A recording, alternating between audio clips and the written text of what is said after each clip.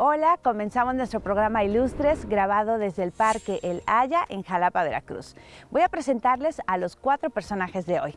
El médico y político mexicano que se desempeñó como presidente de México y repitió el cargo en 5 ocasiones, Valentín Gómez Farías. Pablo Casals, músico español, director de orquesta, considerado uno de los mejores violonchelistas de todos los tiempos. El conquistador español, Pedro de Alvarado. Y como broche de oro, María Lavalle Urbina, abogada, senadora y la primera mujer en ejercer como presidenta en el Senado de México. Valentín Gómez Farías nació el 14 de febrero de 1781 en Guadalajara. Sus padres fueron Lugardo Gómez de la Vara y Josefa Martínez y Farías. Estudió medicina y se graduó en 1807.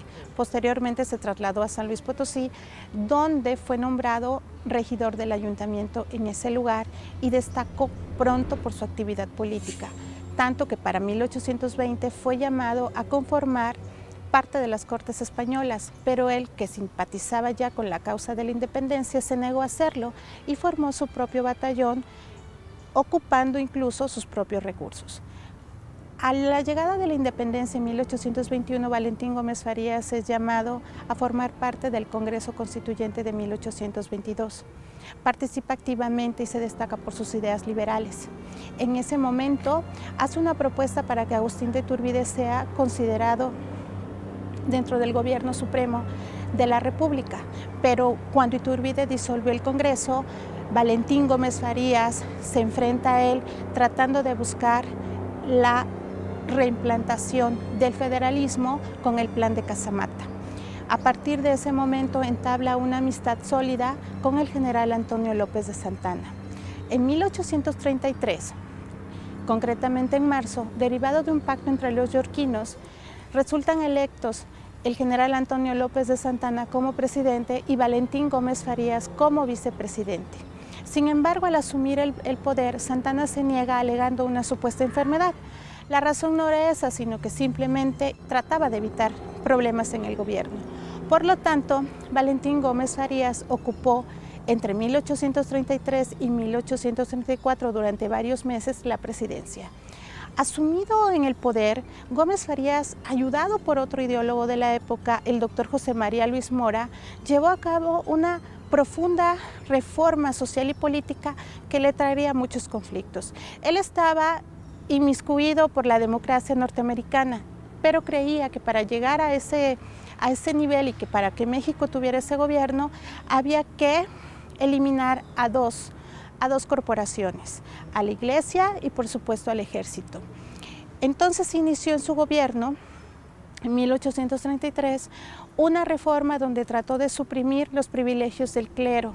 Trataba de que los grandes propietarios, que en este momento era la Iglesia, dieran sus tierras a sectores que las pudieran convertir en tierras productivas y avanzar en la economía.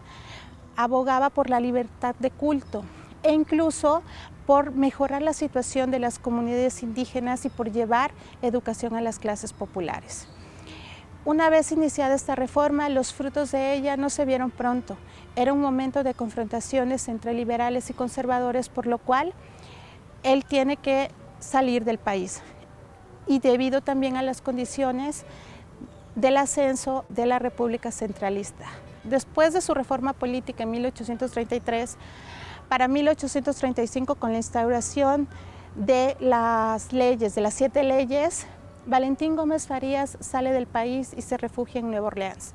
Allá permanece un tiempo, regresa en 1838, pero nuevamente lo destierran acusado de una conspiración federalista y no va a volver hasta 1845. En 1846 nuevamente Santana lo llama a formar parte de su gabinete, pero en ese momento él está peleando contra el ejército norteamericano, motivo por el cual Valentín Gómez Farías asume la vicepresidencia. Intentó juntar recursos expropiando las tierras del clero para reunir una cantidad de 15 millones de pesos, lo cual desembocó en una rebelión conocida como la rebelión de los Polcos, lo que obligó a Santana a regresar para evitar la inestabilidad y destituirlo nuevamente. Se va al extranjero y regresa en 1848. Se niega a firmar los tratados de paz con Estados Unidos y en 1857 lo vemos participar en la promulgación de la Constitución. Él desafortunadamente muere en medio de la Guerra de Reforma el 5 de julio de 1858. Debido a su posición política contra la Iglesia, le fue negada la cristiana sepultura. Sus restos en ese momento fueron enterrados en un patio de alguna de sus propiedades y posteriormente trasladados al Panteón de Santa Paula en la Ciudad de México. En 1868 fue reconocido como benemérito de la patria y en 1933 sus restos fueron trasladados a la Rotonda de los Hombres Ilustres. Valentín Gómez Farías falleció a los 77 años de edad.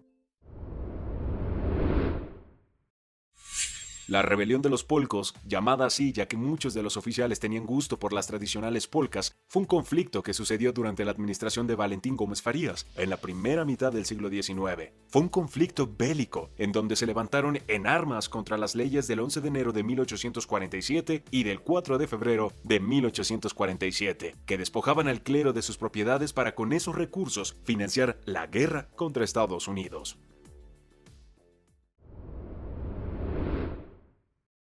Pablo Casals, cuyo nombre completo era Pau Carles Salvador Casals y de Filló, fue uno de los músicos españoles más destacados del siglo XX. De padre catalán y madre nacida dentro de una familia de catalanes indianos en Puerto Rico, nace un 29 de diciembre de 1876 en el Vendrell, España. Pablo Casals es uno de los personajes de la historia universal que abarca muchos aspectos en su faceta personal. Pablo Casals es conocido como músico, sí, le tocó el cambio de siglo, del siglo XIX al siglo XX, y eso le permitió tener una panorámica muy amplia del proceso histórico de la música entre el posromanticismo y la música de moderna o de vanguardia. Muchas obras fueron dedicadas para él y con su violonchelo recorrió los 5 continentes tocando. Fue ampliamente reconocido, pero su faceta humana es también la que le da una importancia muy grande a su trayectoria, no solamente artística, sino personal. Cuando entra el fascismo en España, él decide autoexiliarse en Francia, en Prades, Francia, en una pequeña villa, y desde la cual mandaba una serie de mensajes y hasta ayuda económica a cientos de exiliados españoles que habían salido por la guerra civil. En ese entonces, Pablo Casals se convierte en uno de los grandes seres humanos. Pero nuestra relación con Pablo Casals en el estado de Veracruz y en particular en Jalapa tiene una gran significancia a partir del año de 1956, que visita el puerto de Veracruz y tanto que la Universidad Veracruzana le otorga un doctorado honoris causa.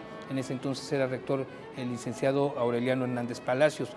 Tiene una serie de presentaciones personales, una actividad que fue muy nutrida y muy fructífera en ese momento, pero en 1959 Jalapa se viste de gala con la presencia de ese gran personaje. Años antes había tenido una relación importante con Rubén Montiel, un chelista jalapeño, que en esa época, en los años 40, era parte del cuerpo diplomático de México en Francia. Rubén Montiel se convierte en alumno, discípulo de Pablo Casals, puesto que Rubén tocaba el violonchelo desde muy niño, y a partir de ahí nace una relación personal muy intensa, ¿no? En el año del 57, Rubén Montiel es invitado para ser el jurado del concurso internacional Pablo Casals, y lo que hace que en el 59 la presencia de Casals en Jalapa tuviera mucho que ver. Se hace en nuestra ciudad en la segunda quincena de enero del 59 el segundo concurso y primer festival de música Pablo Casals. Pablo Casals llega aquí a nuestra ciudad, se hospeda en una casa en la calle de Revolución y con él lo acompaña una pléyade de artistas muy importantes como Mistislav Rostropovich, André Navarra, Gaspar Casado, Sara Neslova, Blas Galindo, las actividades que son complementarias que organizó el Instituto Nacional de Bellas Artes fueron complementarias y muy importantes, fueron la Orquesta Sinfónica Nacional, dirigida por Luis Herrera de la Fuente, un ballet de danza contemporánea.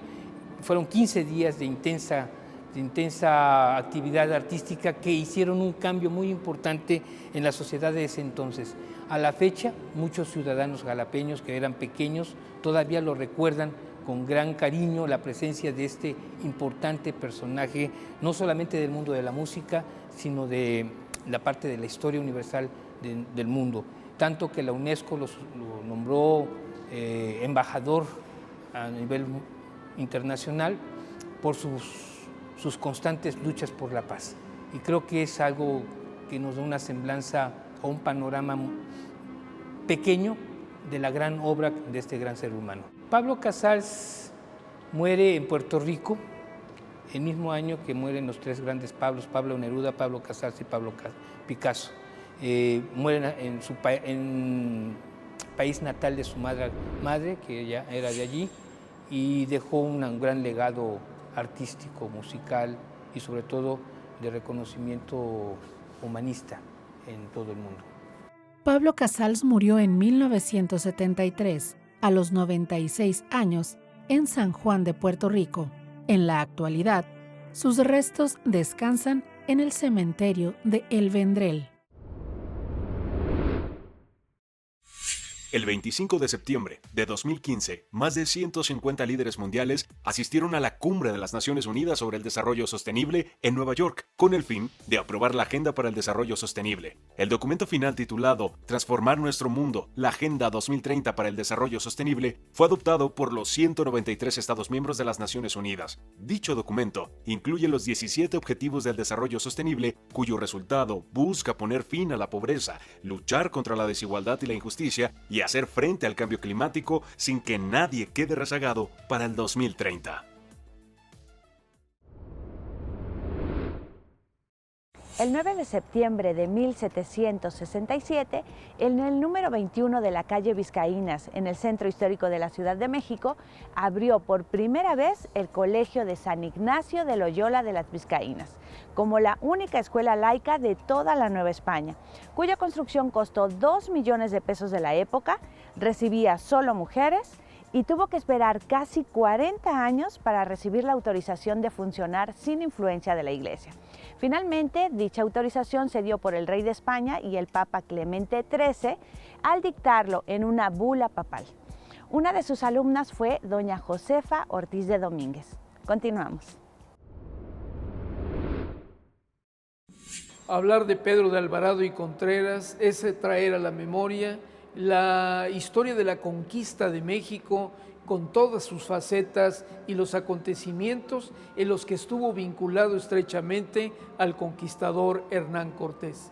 Él es originario de Badajoz, en la región de Castilla, nació en 1485 y cuando llegó a estas tierras, diríamos, a la América, es a través de las recomendaciones y de los vínculos familiares que tuvo, pues su abuelo, Juan de Alvarado, fue alcalde de Albornoz, en España. Su papá, Gómez de Alvarado, tuvo algunas participaciones, pero fundamentalmente su tío Diego de Alvarado, que ya estaba habitando en la isla de Santo Domingo, la Española, y que tenía una encomienda ya a su cargo, que lo hizo viajar e integrarse justamente en la conquista de Cuba. Él va a viajar como militar, como compañero con Juan de Grijalva, y van a ir delimitando todo lo que va a ser la zona geográfica marítima del Golfo de México, e incluso va a tener un gran disgusto con don Juan de Grijalva porque no le permitió desembarcar, es decir, él deseaba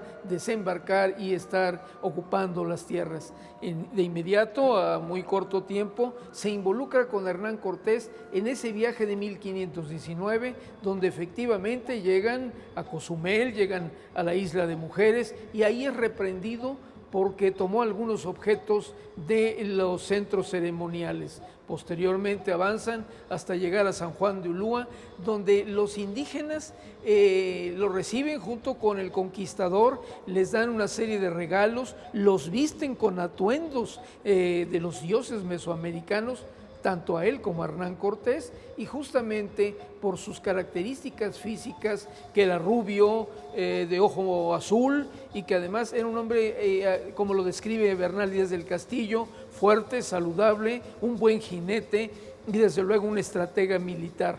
Lo van a comparar con Tonatiuh, que es el símbolo del sol, y a partir de ahí va a llevar en su vida ese nombre de Tonatiuh para reconocerlo. Él ya para 1520, justamente el 20 de mayo, está a cargo de la Ciudad de México, Tenochtitlan, después de que se llevó esa toma violenta de la ciudad, y cuando Hernán Cortés viajó hacia las costas de la Villa Rica a encontrarse con Pánfilo de Narváez, él utilizó una estrategia militar que lo ha marcado para toda su vida histórica. En el Festival del Toxcatl, que es una ceremonia que se llevaba a cabo en el mundo mesoamericano, diríamos en la plaza principal de lo que es la Ciudad de México, de lo que es el Templo Mayor, lleva a cabo una masacre de los nobles aztecas, de todas estas personas que de manera pacífica participaban de la actividad, e hizo de ello una gran fiesta de sangre, lo que lo marcó como uno de los personajes con mayor índice de violencia y criminalidad en la historia de la conquista. Ya para 1523, él se traslada a América Central en su propósito de conquista y bueno, va a llegar por regiones inhóspitas de Centroamérica. Para 1527, después de haber estado en Guatemala, en Honduras, en El Salvador, regresó a la región de España, formó parte de las cortes del rey, disfrutó de muchos privilegios y posteriormente regresó para conquistar el Perú. En ese intento de conquista del Perú no fue favorable, tuvo que desistir, vendió las carabelas y retornó nuevamente a Guatemala, donde permaneció un tiempo hasta que fue invitado por el virrey de la Ciudad de México para que fuera a aplacar una rebelión que se estaba dando en el Cerro del Mixtón, cerca de Zacatecas, el actual territorio de Zacatecas. Ahí había un indio de tradición cascán que era Tenamastle, y Tenamastle era un gran guerrero que estaba defendiendo una fortificación en ese cerro. Ante la adversión y ante el coraje que los indios tenían por ser despojados de sus tierras, mantuvieron una postura de gran confrontación y de lucha. Ya en un momento Cristóbal de Oñate no pudo convencerlos ni además derrotarlos y pidieron la ayuda de Pedro de Alvarado, que se ofreció de la mejor manera para llegar y combatir. Intentó subir varias veces esta elevación montañosa, lamentablemente sin éxito. Lamentable para él porque posteriormente, ya huyendo, bajando unas cañadas que son muy abruptas, uno de los caballos del que entonces era uno de los personajes, el escribano Baltasar de Montoya, resbaló y el caballo de Montoya cayó sobre don Pedro de Alvarado, le causó grandes lesiones, le fracturó muchas costillas y después de 10 días de agonía murió el 4 de junio de 1541.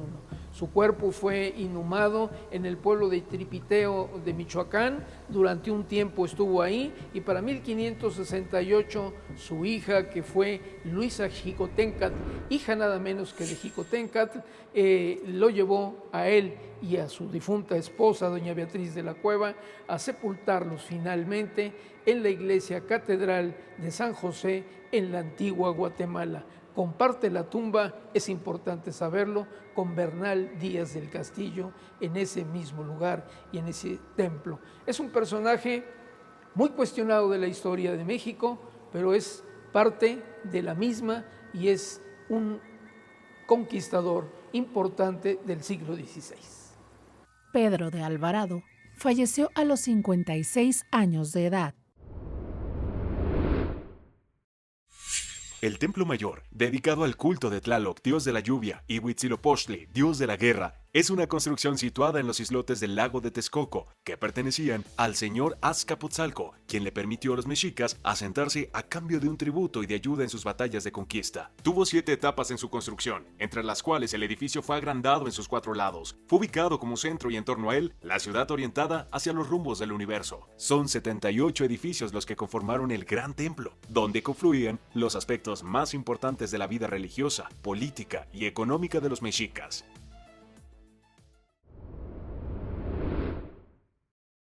María Lavalle Urbina nació en Campeche en 1908. Hizo sus primeros estudios en escuelas locales y se graduó en 1927 como profesora. Posteriormente, en 1944, se graduó de la licenciatura en Derecho y fue la primera mujer graduada en su estado natal.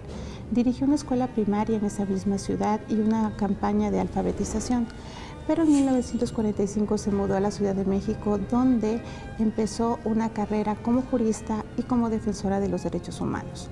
Ocupó diferentes cargos públicos que lo ubicaron a la vanguardia de las mujeres de su época. Por ejemplo, fue magistrada en el Tribunal Superior de Justicia del Distrito Federal cuando contaba con 40 años y jefa del Departamento de Prevención Social de la Secretaría de Gobierno.